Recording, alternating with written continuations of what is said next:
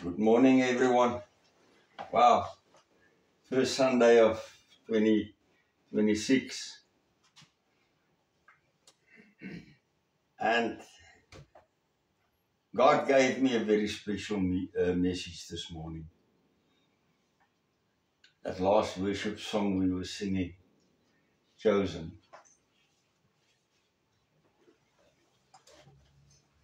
What does it mean to be chosen? Are you chosen? I want to ask you to ask yourself the question, am I a chosen one?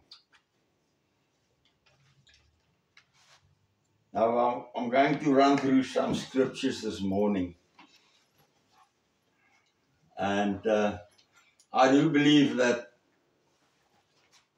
at the end of this message, you will know if you're chosen or not.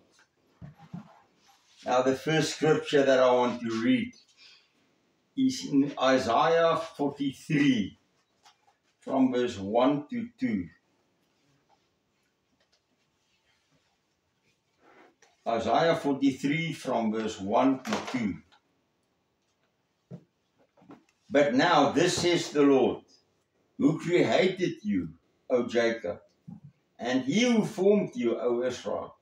Fear not, for I have redeemed you. I have called you by your name. You are mine. When you pass through the waters, I will be with you. And through the rivers, they shall not overflow you. When you walk through the fire, you shall not be burnt, nor shall the flame scorch you. Right. First of all, God come and he say, through Isaiah, he say there, but know this, says the Lord, who created you. Who created you? God created you, right? Now, example. Let's say I take clay and I start forming something. And I'm busy here forming, and suddenly there is, at one point there is this statue standing in front of me. Who do it belong to? Me. An artist will start painting. And you have this beautiful, awesome painting. And to give it a name. A songwriter writes a song. And he writes this beautiful song. Like the worship song we were singing. And they gave it a name. Chosen. God created you. And he gave you your name. Whatever your parents think they named you, God has put it in their heads to name you. So God say, you are chosen. And if you are chosen and you accept it, then he come and he say, fear not, I have redeemed you. I have saved you.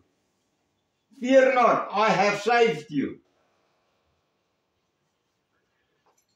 I have called you by your name. You are mine.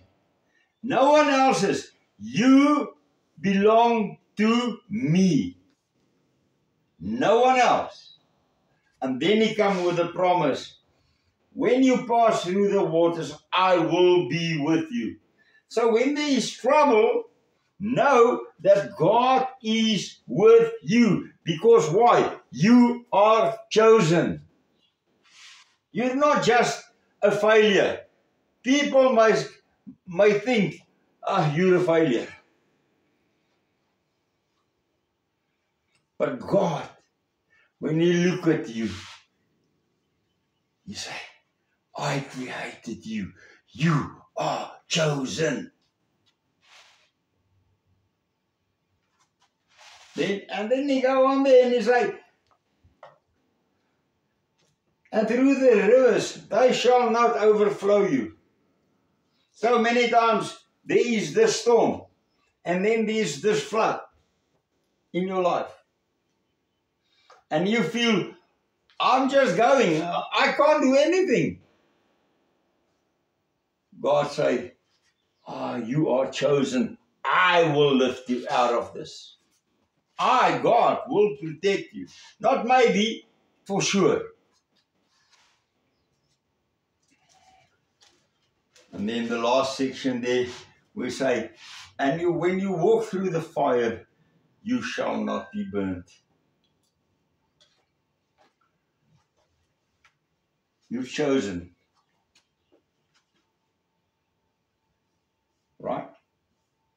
And if you have the right relationship with God the Father,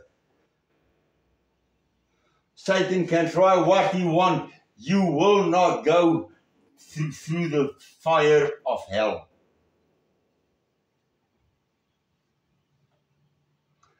Satan and his followers will burn. And as much as he wants to, even if he tried to say, right, I'm just going to put you through this fire for 2 seconds, you will not burn. You will not hurt. You will not experience what they are feeling.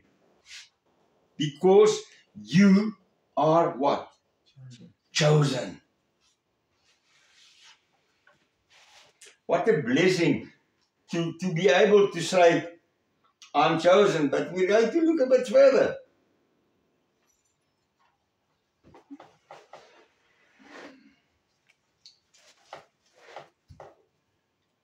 Next scripture. John 15 verse 16. John 15 verse 16.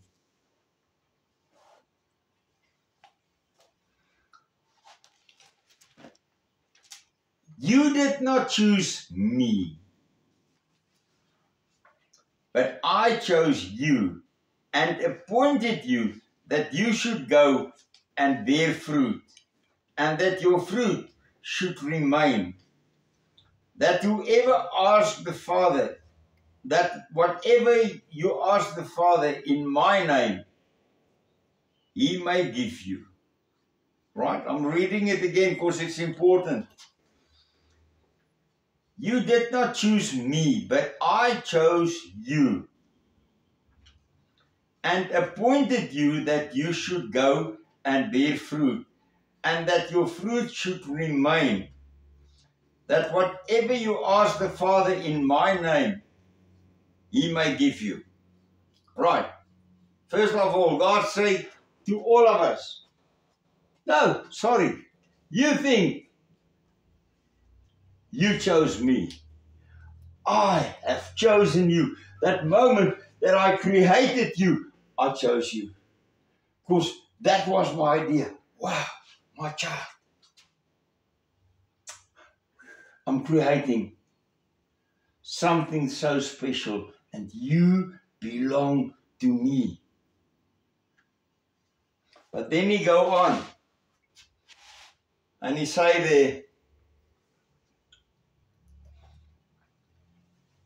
that I chose you and appointed you, that you should go and bear fruit, and that your fruit should remain. Right. Think of a work situation. You apply for a position.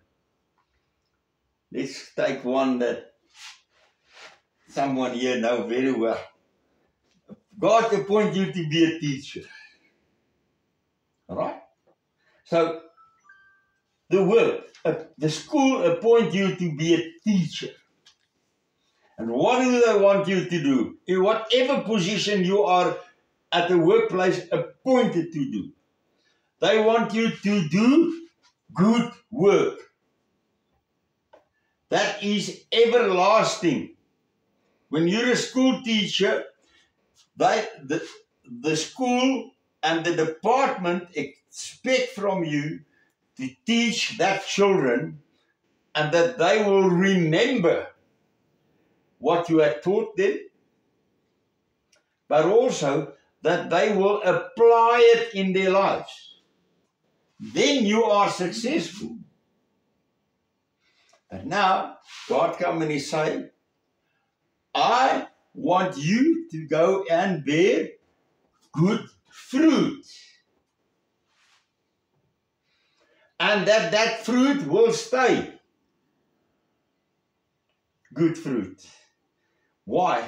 Because God wants to enjoy the good fruit. And I'm not talking about apples and pears.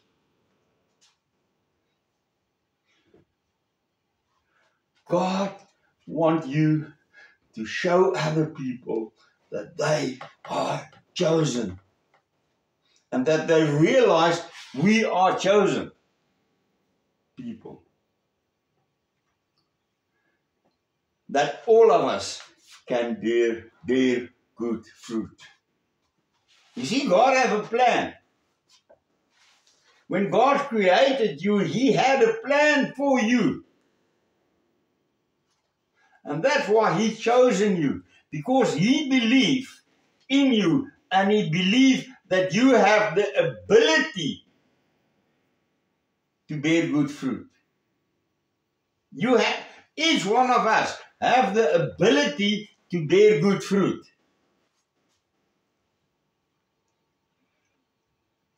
But one question that I have,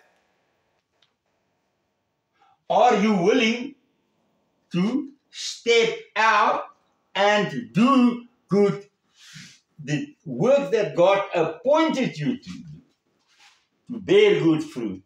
Are you willing to take that step? Is your faith big enough to say, God, yes, I know I can step out and bear good fruit? Because that's what faith is about. Next scripture that we're going to read.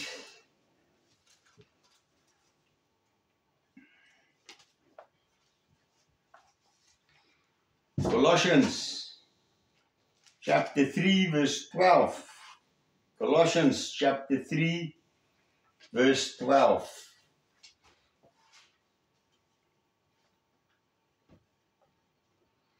Therefore, as the elect of God, holy and beloved, put on tender mercies, kindness, humility, meekness, long-suffering. I'm reading it again. Therefore, as the elect of God, holy and beloved. I'm just reading to there first.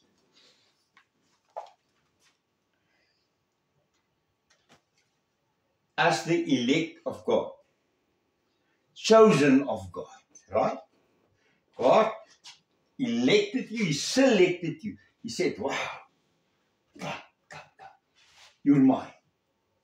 Now, the moment you accepted, you are what? Holy.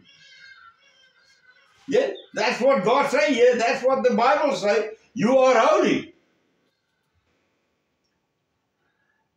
And beloved.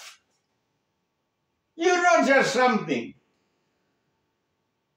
Yes, the world might think you need to be there at the rubbish dump. But God say, you are beloved. You are chosen. You are holy. Right? But then He come. Then He say there, He give instruction. Put on tender mercies, kindness, humility, meekness, long-suffering. Is that things that you are walking in? Kindness, meekness, long-suffering. Are you willing to go through a lot of trouble to build a relationship? Are you really loving your neighbor the way God wanted? Because if you really love your neighbor, if you really love everyone out there, you will bear good fruit. And it will be your heart that they must bear good fruit, that they realize that they are chosen.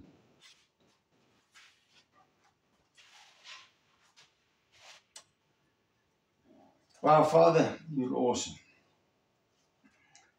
Not only awesome, you're more than awesome. Next scripture. 1 Peter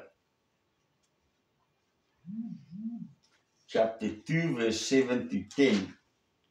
1 Peter chapter 2 verse 7 to 10.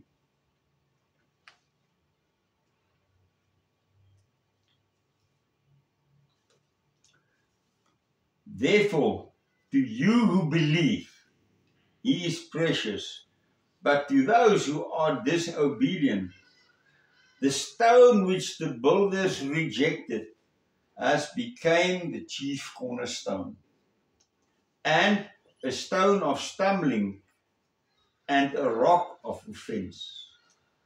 They stumble, being disobedient to the word, to which they also were appointed.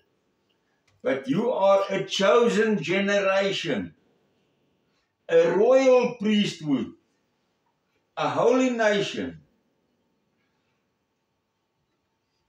his own special people, that you may proclaim the praises of him who called you out of darkness into his marvelous light, who once were not people, but are now the people of God, who had not obtained mercy, but now have obtained mercy.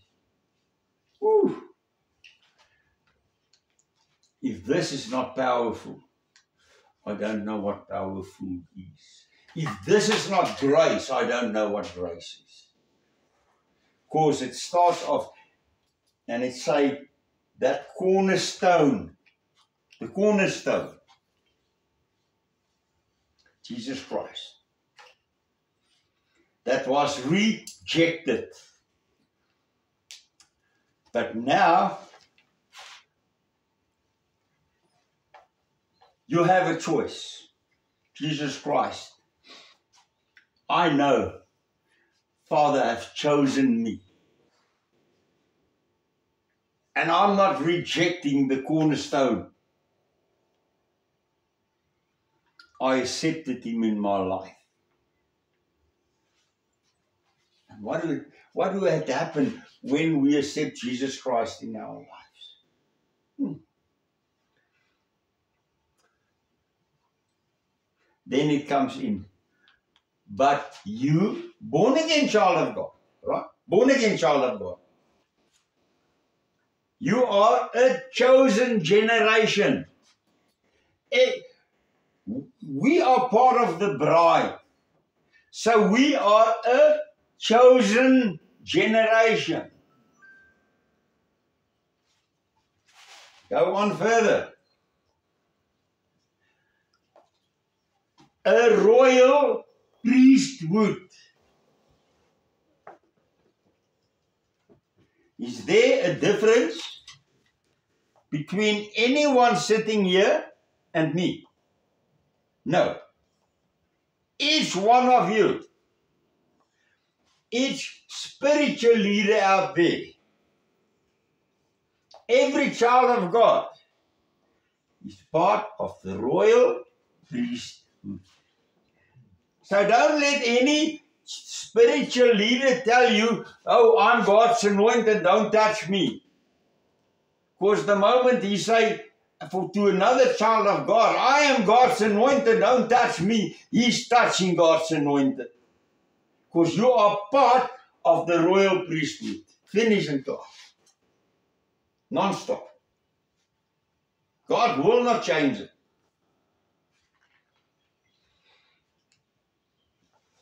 And go on there. A holy nation. What did we read further? Just one or two scriptures back. You are holy. Right? So you are part of a holy nation. Amen? Amen. Wow. What a blessing to know that I'm part of the priesthood and I'm holy. Because why? Jesus Christ died on that cross for me and that cleaned me and it made me holy. Not maybe. So that's what the word says, not what Jacob Rudolph is saying.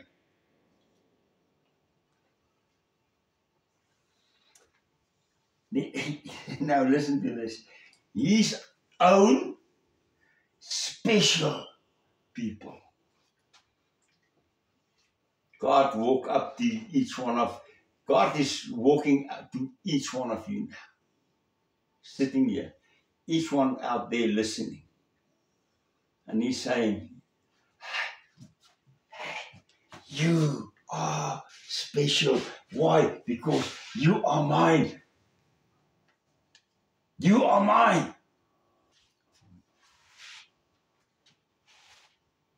I called you. You are mine.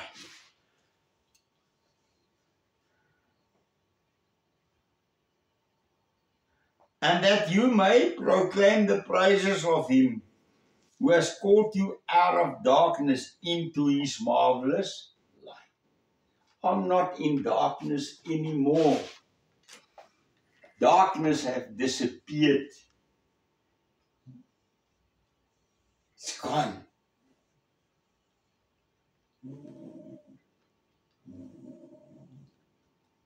You see, if you're out of the darkness and in his marvelous light,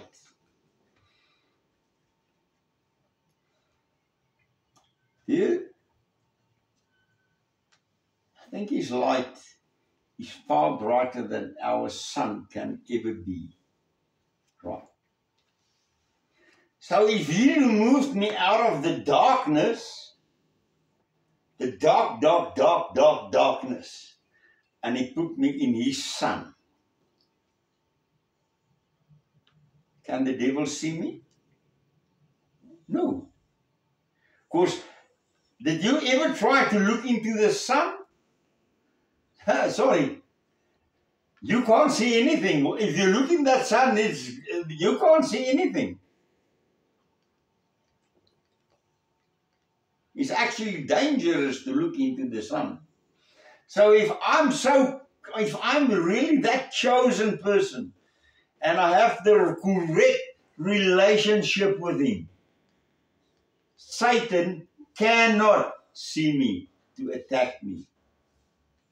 Because the moment he looked into that sun, God the Father, Jesus Christ the Son, he's lost.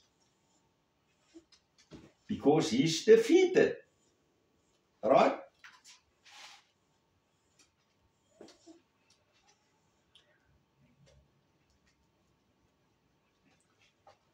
Who once were not a people, but are now a people of who? God.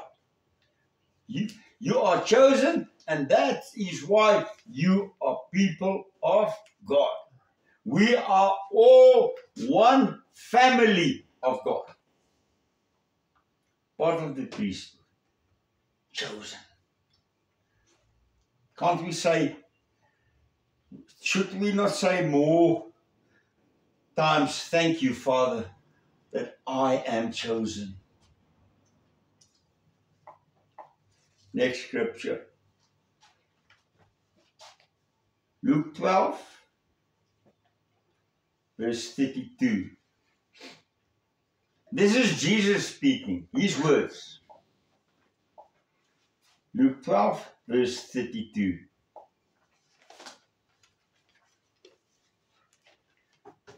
Do not fear, little flock, for it is your Father's good pleasure to give you the kingdom. Do not fear, because it's your Father's pleasure to give you the kingdom. He said, Mana, come here, come here, come here. I'm calling you because I want to give you the kingdom of God. Jesus said to Peter, follow me. What did he do? He called Peter. He said, Peter the rock, come, follow me. I will make you a fisher of men.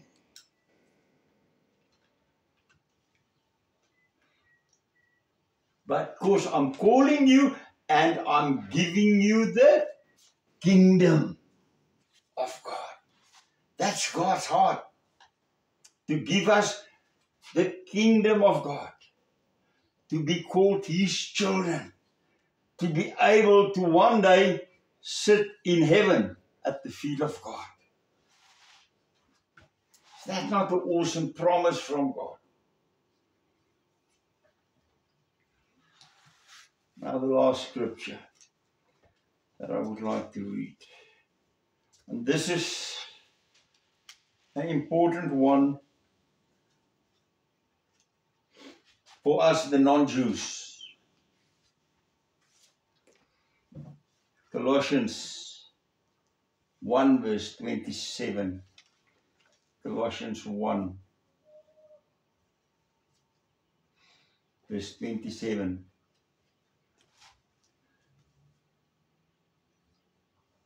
To them God willed to make known what are the riches of the glory of the mysteries among the Gentiles, which is Christ in you, the hope of glory. Right? What's important here? To them God willed made known what are the riches of the glory of this mystery among the Gentiles. Who are we? We are the Gentiles, right? And if it was not for Jesus Christ, if the Jews didn't reject Jesus Christ, we would have been lost. Because he say there,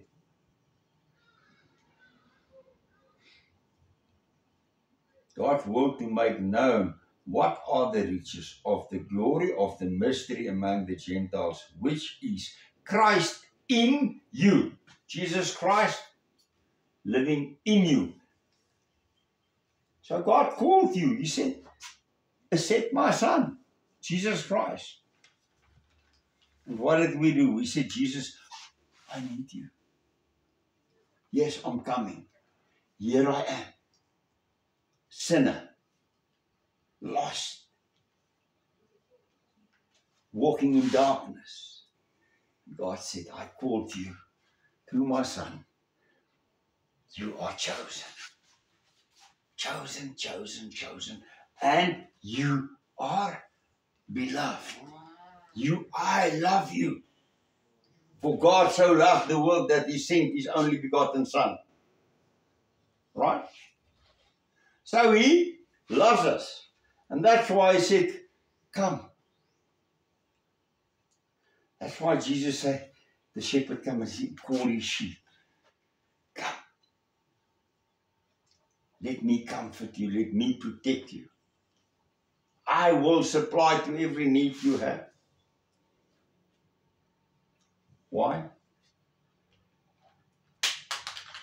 Can any one of us still say we are not chosen? Each one of us here are chosen. Now let us pray. Heavenly Father, thank you. Thank you, Father, that I can say today,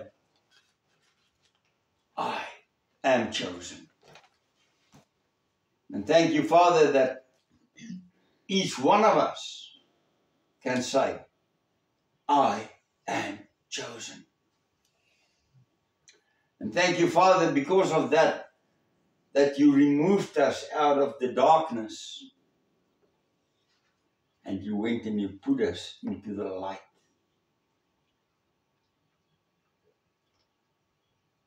And thank you, Father, that because we walk in the light, we are set free.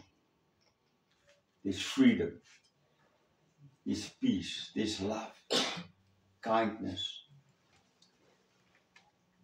all the fruit of the Spirit. But Father, I pray that every one of us will really come and accept this, that we are chosen, part of the priesthood, that we are holy, that we are called your children. Because Father God, you are in control. And Father, we don't want it any other way. We just come and surrender this morning. And we bow down.